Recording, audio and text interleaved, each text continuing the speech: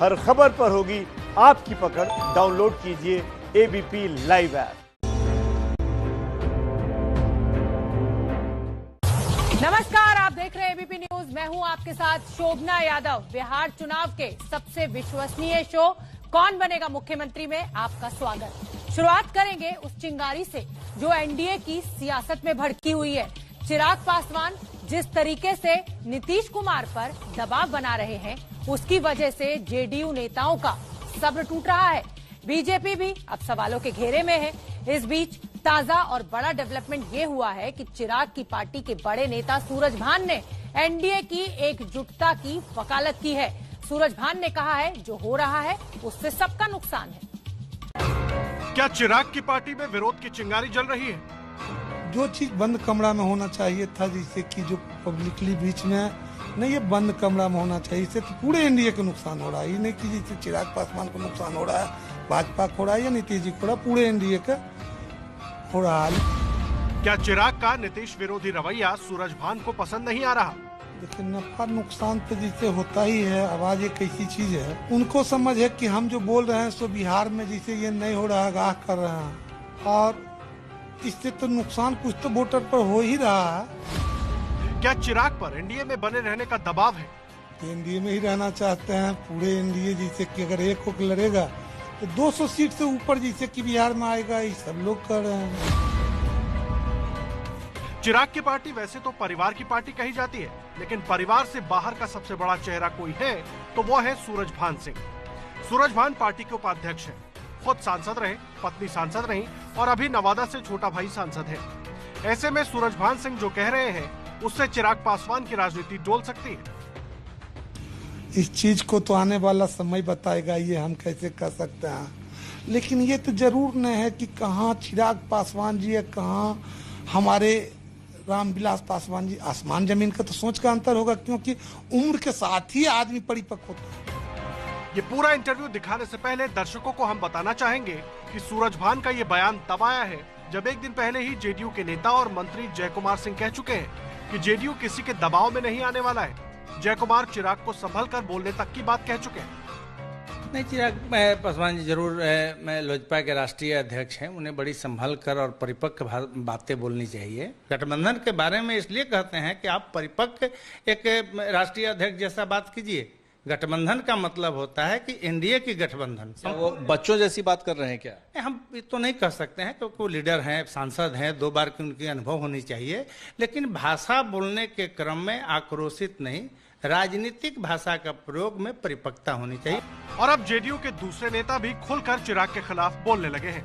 बहुत से राजकुमार लोग जो राजनीति में आए, किसी एक पार्टी में नहीं, बहुत सारी पार्टी तो दूसरे के कंधे पर खड़े होते हैं तो उनको लगता है कि हमारा कद बहुत लंबा हो। ऐसे लोगों को चाहिए कि जनता के बीच में जाए, धूप पानी हवा ओला पत्थर खाएगा तब ना परिपक्व राजनीति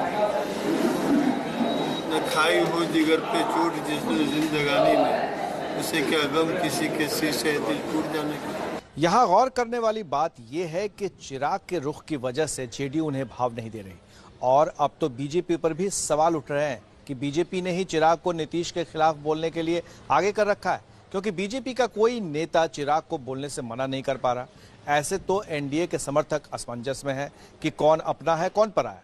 ये स्थिति अगर जल्द खत्म नहीं हुई तो एनडीए समर्थकों की नाराजगी का नुकसान सबको झेलना पड़ सकता है।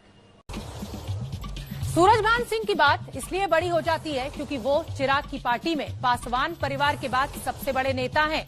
सूरज भान से हमारे बिहार ब्यूरो चीफ प्रकाश कुमार ने बात की पूरे विस्तार के साथ, और देखिए ये बातचीत जो है वो राजनीति की सूरत बदल सकती है बिहार में। केंद्रीय मंत्री रामविलास पासवान ने अपनी पूरी राजनीतिक विरासत चिराग पासवान को सौंप दी। रामविलास पासवान के बेहद खास और लोक जनशक्ति पार्टी के नेता सूरज भान जी हमारे साथ हैं। सूरज भान जी, ये बताइए कि आप लोग क्या चाहते हैं? एनडीए में से बाहर निकलना चाहते हैं या एनडीए में रहना चाहते हैं? हम तो एनडीए में ही रहना चाहते हैं, पूरे एनडीए, जिसे कि अगर एक होकर लड़ेगा तो 200 सीट से ऊपर जिसे कि बिहार में आएगा, ये सब लोग कर रहे हैं। पर सवाल उठता है कि जिस तरह से चिराग पासवान लगातार जेडीयू के खिलाफ, मुख्यमंत्री नीतीश कुमार के खिलाफ आवाज उठा रहे हैं, इससे क्या नुकसान नहीं हो रहा है? देखिए, नफा नुकसान तो जिससे होता ही है। आवाज एक ऐसी चीज है, उनको समझ है कि हम जो बोल रहे हैं सो बिहार में जैसे ये नहीं हो रहा, आगाह कर रहे हैं, और इससे तो नुकसान कुछ तो वोटर पर हो ही रहा है। जो चीज बंद कमरा में होना चाहिए था, जैसे कि जो पब्लिकली बीच में नहीं, ये बंद कमरा में होना चाहिए। इससे तो पूरे एनडीए का नुकसान हो रहा है, ये नहीं कि जैसे चिराग पासवान को नुकसान हो रहा है, भाजपा को हो रहा है या नीतीश जी को हो रहा है, पूरे एनडीए का हो रहा है। लेकिन फ्लड भी आया था, उसका आवाज उठाया, उसको बंद कमरा में कहते। बिहार कोई नई जगह नहीं थी। कोरोना पूरे दुनिया में छा गया था। ये जरूर था कि हर चीज का जैसे इस चीज को कहते, लेकिन उन्होंने जैसे कहे, और नीतीश जी ने भी बहुत अच्छी तरह से प्रत्यय अमृत जी को बनाया, और कोरोना जांच जैसे वो 10,000 से धीरे धीरे बढ़ते बढ़ते लाखों लोग होने लगे। ये सब तो मुद्दा ही जिससे क्या लगा। आपको लग रहा है कि कोई फॉर्मूला निकलना चाहिए, बातचीत होनी चाहिए, क्योंकि बातचीत हो नहीं रही है? आपके लिहाज से क्या फॉर्मूला हो जिससे कि बात बन जाए? मैंने फार्मूला तो 2-3 दिन पहले ही बता दिया कि ये फार्मूला के साथ पूरे एनडीए को बैठना चाहिए, और जब वातावरण बनता है तो ही अति करने का। नहीं बनता है तो हमने थे जैसे कि 16 तारीख को मीटिंग में हुआ कि नहीं अगर अति होता है तो 143 पर मंथन चल रहा है कि हम 143 पर उम्मीदवार उतारे।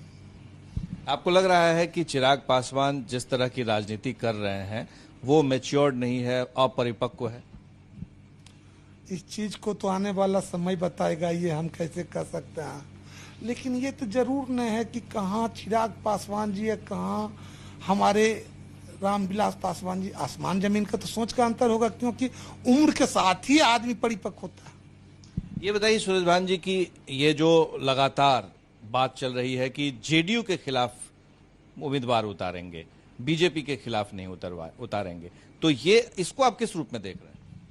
ये आने वाला समय बताएगा, लेकिन मेरा ये सोच जरूर है कि पूरी जदयू और भाजपा भी पूरी सम्मान दे लोजपा को, और एनडीए गठबंधन बरकरार रहे। मेरा व्यक्तिगत ओपिनियन ही से। आपको लग रहा है कि अगर ऐसी परिस्थिति पैदा होती है कि सिर्फ जेडीयू के खिलाफ में चिराग पासवान उम्मीदवार उतारेंगे, तो क्या ये संभव होगा? क्या राजनीति में आपको लगता है ऐसा हो सकता है? ऐसा होता नहीं है। ऐसा होता है कि मेरी कुश्ती 1 सीट 2 सीट 4 सीट पर होती है कि हाँ किसी दल के बड़े लीडर प्रचार में नहीं जाएंगे इस तरह का। लेकिन सम्मान अगर चिराग पासवान को मिलेगा तो मुझे बुझाता है कि जैसे सब लोग, सब परिवार एक जगह बैठेंगे तो रास्ता हल निकल जाएगा। आपने फॉर्मूला दिया था कि 36 सीट एलजेपी को मिल जाए और बाकी सीटें वो लोग को मिल जाए, लेकिन ये एक अजब सा बयान आया है कि बीजेपी को अब यहां पर ज्यादा सीटों पर लड़नी चाहिए लोक जनशक्ति पार्टी की तरफ से। देखिए, राष्ट्रीय अध्यक्ष हैं, उनको जो थी करने का हम उन पर कुछ बोल नहीं सकते हैं। लेकिन प्रधानमंत्री आ रहे हैं, ये आपके गृह मंत्री बहुत पहले कह चुके हैं जैसे कि किसको नेतृत्व में चुनाव लड़ा जाएगा। ये तो अलग मुद्दा है। यहाँ मुद्दा है चिराग पासवान का स्वाभिमान का, लोजपा का स्वाभिमान का, और सब परिवार जब बैठ जाएंगे तो मुझे पूर्ण विश्वास है कि ये मुद्दा हल हो जाएगा। परिवार जब एक जगह बैठता है, गीला शिकवा एक दूसरे के पास कहता है तो। पर सूरजभान जी, ये तो साफ दिख रहा है ना कि बीजेपी कह रही है नीतीश कुमार होंगे मुख्यमंत्री पद के उम्मीदवार, जेडीयू के नेता ऑलरेडी हैं, पहले से मुख्यमंत्री हैं, तो ऐसे में चिराग पासवान का कहना कि बीजेपी चाहे जिसे भी बना दे। अरे बिहार की जनता जिसे चाहेगा उसे बना देगा। एनडीए में सीट बंटवारे पर विवाद है तो लालू की पार्टी में टिकट लेने वाले जागरण कर रहे हैं। पूजा पाठ वाला जागरण नहीं, बल्कि यह जागरण है टिकट वाला। जी हाँ, कैसे भूजा खाकर विधायक बनने की तैयारी कर रहे हैं लालू के पॉलिटिकल पहलवान। निधिश्री झा की ये एक्सक्लूसिव स्टोरी देखिए। रात के वक्त पटना की सड़कों पर लोगों की ये भीड़ टिकट लेने वालों की है। तस्वीरें पटना में लालू राबड़ी के घर के बाहर की हैं। जिन लोगों को आप टीवी स्क्रीन पर देख रहे हैं वो बिहार के अलग अलग इलाकों से आए हैं, इस उम्मीद में कि पार्टी का टिकट उन्हें मिल जाए। इन लोगों को देखिए, चूंकि रघुवंश प्रसाद सिंह की वजह से शोक सभा चल रहा है कि उनका निधन हुआ है कुछ दिनों पहले। आरजेडी कार्यालय बंद है और कार्यालय के बाहर लोग कार्यकर्ता आपको दिख नहीं रहे हैं, लेकिन तमाम वो कार्यकर्ता लालू राबड़ी आवास के बाहर कुछ यूं दिख रहे हैं।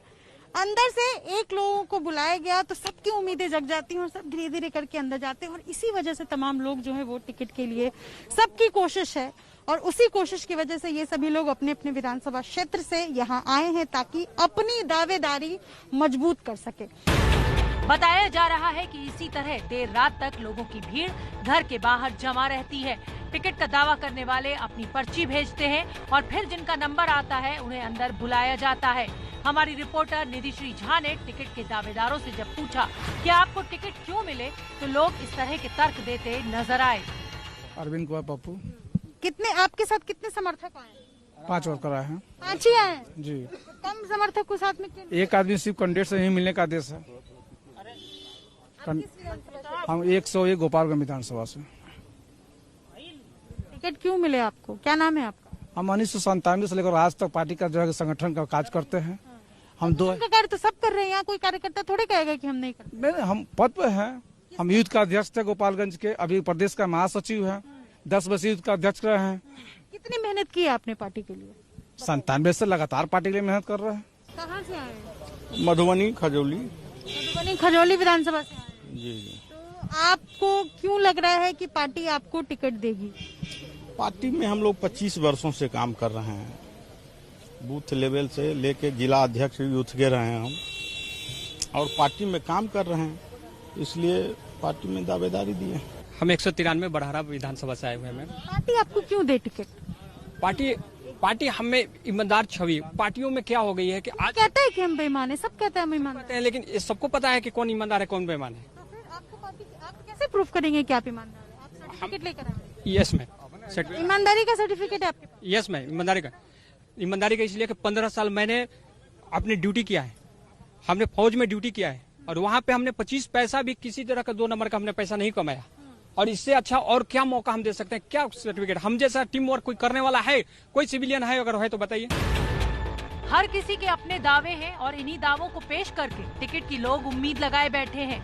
कौन खुश होकर जाएगा और कौन नाराज होकर कह नहीं सकते, लेकिन इस भीड़ ने लालू के घर के पास भूजा बेचने वाले को खुश कर रखा है। तस्वीर इस वक्त देख रहे हैं लालू राबड़ी आवास के ठीक बाहर की। एक भूजे वाला है और इस भूजे वाले के ठेले के आसपास कई सारे लोग आपको दिख रहे हैं और इन सब लोगों को जिनको आप देख रहे हैं सबके चेहरे पर उम्मीदें हैं। उम्मीदें किस बात की? तो उम्मीद है टिकट की, वो टिकट जो सदन का रास्ता तय करता है और इसीलिए तमाम ये लोग विधानसभा चुनाव के मद्देनजर टिकट पाने के लिए कुछ इसी तरीके से डटे हुए हैं। 900 रुपए एक दिन का बिक जाता है? हाँ, बिक जाता है। अभी तक कितनी बिक्री हो गई यहाँ पर? अभी 300 बिका। आज 300 रुपए का बिक गया या अभी बिका? अभी बिका। अभी बिक गया। हाँ। रोज 100-200 कमाने वाला इस टिकट की रेस की वजह से इन दिनों भावी विधायकों का पेट भरकर पहले से ज्यादा कमा रहा है। दावेदार लालू के घर से दूर खाने पीने इसलिए भी नहीं जा पा रहे कि क्या जाने कब उनका बुलावा अंदर से आ जाए। बताया ये जा रहा है कि इस भीड़ में ऐसे कई दावेदार हैं जिन्हें 15 दिनों से इंतजार करना पड़ रहा है। रोड नहीं तो वोट नहीं, इस तरह के नारे नीतीश और बीजेपी की राजनीति को नुकसान पहुंचा सकते हैं। आज भी बिहार के अलग अलग इलाकों से विधायकों से नाराजगी की खबरें सामने आई हैं।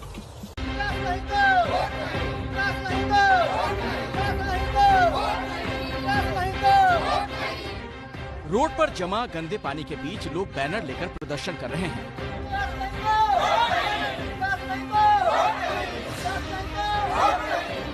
रोड नहीं तो वोट नहीं का ये नारा बिहार के कैमूर जिले के लोग लगा रहे हैं। जिले की मोहनिया विधानसभा सीट के मेउड़ा गांव की ये तस्वीर है।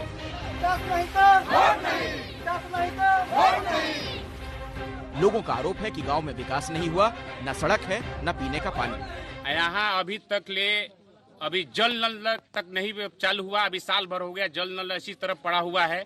यहाँ जो नाली का समस्या है, यहाँ अभी साल भर से यहाँ पानी इसी तरह रोड पर बह रहा है। बिहार सरकार अभी इस पर कोई भी अथवा नहीं कर रही है। कर रही है कि बिहार सरकार कह रहा है कि पूरे गांव में जाल रोड के बिछवा दिए हैं। पूरे बिहार सरकार कह रही है कि पूरे हम जल नल को पूरे बिहार सरकार पूरा एकदम करेगा, चारों तरफ पानी की व्यवस्था कर चुके हैं, लेकिन कोई धरातल पर काम नहीं है। लोगों के आरोप को लेकर हमने स्थानीय बीजेपी विधायक निरंजन राम से बात की। सवाल का जवाब देते हुए विधायक जी को पसीना आ गया और ये कहकर बसते रहे कि रोड बन गया है, नाला नहीं बना है।